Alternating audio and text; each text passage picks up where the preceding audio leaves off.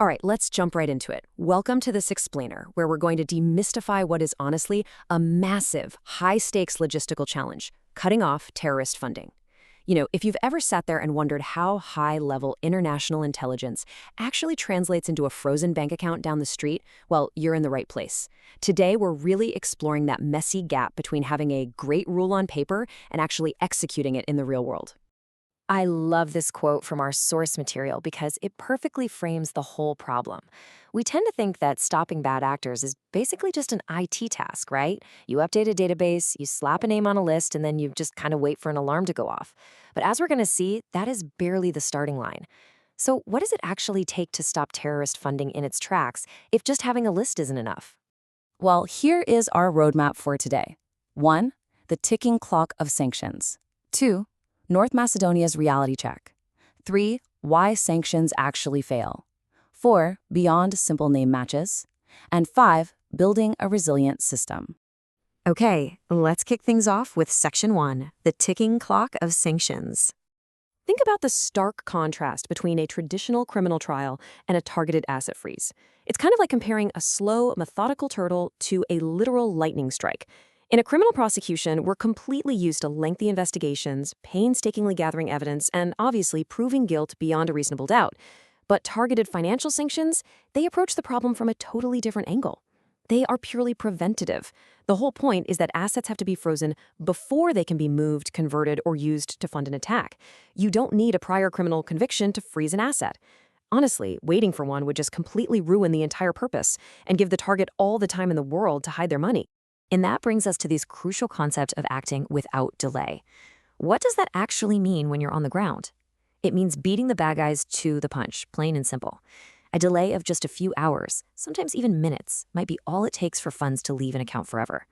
So this requires financial institutions to have emergency workflows that operate well outside standard 9-to-5 business hours.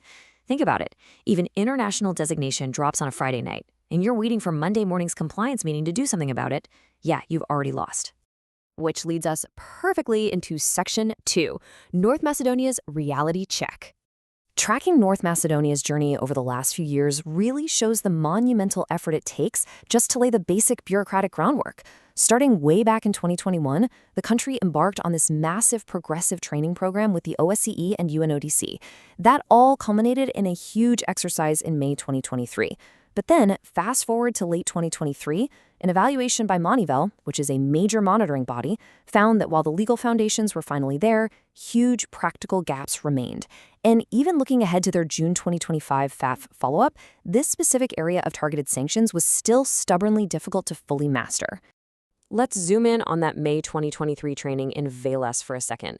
This was definitely not just some boring lecture. It was basically a high-stakes war game. It brought together 22 officials from 9 entirely different national agencies. We're talking prosecutors, intelligence officers, customs, the financial police, even the Ministry of Foreign Affairs. Why so many? Well, because intelligence might identify the threat, the financial intelligence unit has to locate the transactions, customs is the one finding cash at the border, and the foreign ministry handles the UN communications. The level of coordination required to actually make a freeze happen is just massive. But here is the brutal reality check. Despite passing all the right laws and building this elaborate trap, the net stayed completely empty. At the time of that 2023 evaluation, 0 actual assets connected to targeted financial sanctions had been identified and frozen. 0. Now, while that doesn't definitively prove designated assets were actually hiding in the country, it highlights a huge gap. Having the tools in your toolbox and actually using them to disrupt real-world finance are two very, very different things. And even 2 years later in 2025, despite some really impressive, broader anti-money laundering improvements, the country achieved compliance on 31 out of 40 FATF recommendations, which is great, the specific operational demands of targeted sanctions were still a glaring vulnerability. Recommendations 6 and 7, which deals specifically with terrorism and proliferation sanctions, stayed just partially compliant. It just proves that targeted financial sanctions remain one of the absolute hardest areas of financial control to get right operationally.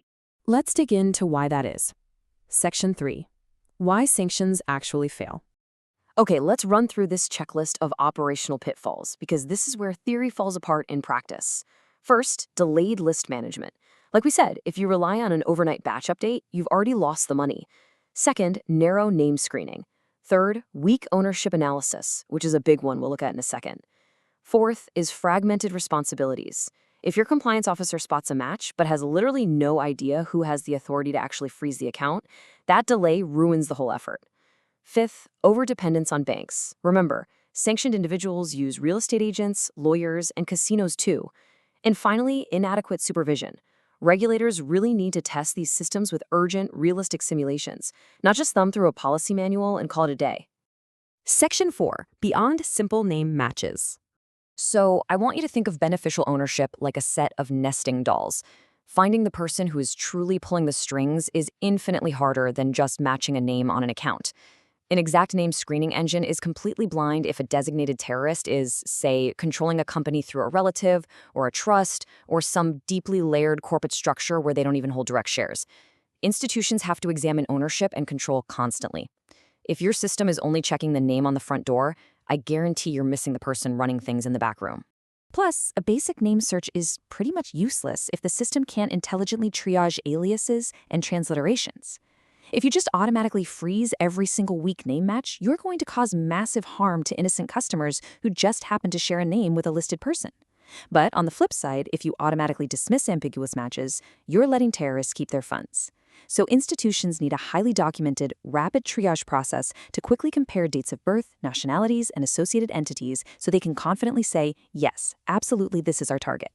The real danger here is that when institutions get scared of all this complexity, they just panic. They resort to what's called wholesale de-risking. Basically, they just board up the bank for entire nonprofit organizations or entire diaspora communities, simply because they operate in high-risk regions. But indiscriminate de-risking doesn't solve the problem. It just pushes terrorist financing right into untraceable cash networks or unregulated shadows. And that reduces the exact visibility authorities desperately need to stop this stuff.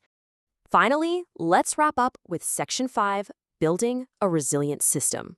So building a genuinely resilient system requires these 4 specific, integrated layers to make sure intelligence actually turns into immediate, lawful disruption. Number 1, it starts with automated list ingestion. The exact second a UN list updates, your system has to know about it. Number 2, effective screening that goes deep into that nesting doll of ownership we just talked about. Number 3, a 24/7 escalation process with crystal clear authority. Somebody has to be able to hit that red button at 2 a.m. on a Sunday. And number 4, coordinated asset discovery. Because if you freeze their checking account but leave their credit cards and investment portfolios active, you haven't actually disrupted a thing. The biggest takeaway here is that institutions shouldn't be building disconnected silos to fight this multi-headed hydra. Whether you're dealing with UN Resolution 1267 targeting international groups like Al-Qaeda, or domestic designations under Resolution 1373, or even incredibly complex proliferation financing that involves dual-use weapons goods and front companies, they all share the exact same core operational requirements. You need current lists, you need immediate legal effect, and you need deep ownership analysis. Having a shared, unified infrastructure is literally the only way to handle all these threats efficiently. So I'm going to leave you with this final thought to evaluate your own organization's readiness. We know that training creates knowledge, and laws create technical compliance on paper. But operational readiness? That relies on technology, real authority, fast communication, and constant rigorous testing. So when that ticking clock starts and a new name hits the wire, does your system just tick a regulatory box, or does it genuinely cut off the money before it can do harm? Thanks so much for joining me on this explainer, and definitely keep asking the hard questions.